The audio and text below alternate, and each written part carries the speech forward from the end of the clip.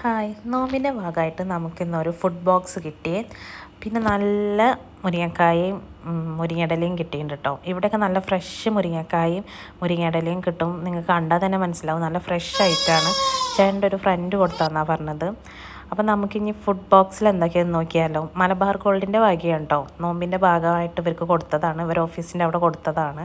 അതിലെന്തൊക്കെയാണെന്ന് വെച്ചാൽ ഒരു ബോട്ടിൽ ലബാൻ എന്ന് വെച്ചാൽ തൈര് പോലത്തെ ഒക്കെ ഒരു ഐറ്റമാണ് കേട്ടോ. എനിക്കിഷ്ടപ്പെട്ടില്ല, ഒരു പുളിയൊക്കെയുള്ള ഒരു ഐറ്റം. പിന്നെ ഒരു ബോക്സിൽ നാരങ്ങ അച്ചാർ, പിന്നെ ഒരു ബോട്ടിൽ വെള്ളം, പിന്നെ ഒരു ചെറിയ ബോക്സിലൊരു കേട്. പിന്നെ ഇതാ റൈസാണെന്നാണ് ഞാൻ വിചാരിച്ചത്, പക്ഷേ റൈസല്ല, ബിരിയാണിയാണത്. മസാല അതാ അതിൻ്റെ അടിയിലുണ്ട്. നല്ല ടേസ്റ്റ് ഉണ്ടായിരുന്നു കേട്ടോ ഫുഡ്, നല്ല അടിപൊളി ഫുഡ്. ഞാനും ചേട്ടനും കൂടെയാണ് കഴിച്ചത്. പിന്നെ സ്നാക്സ് ഐറ്റം ഒന്നും ഉണ്ടായിരുന്നില്ല.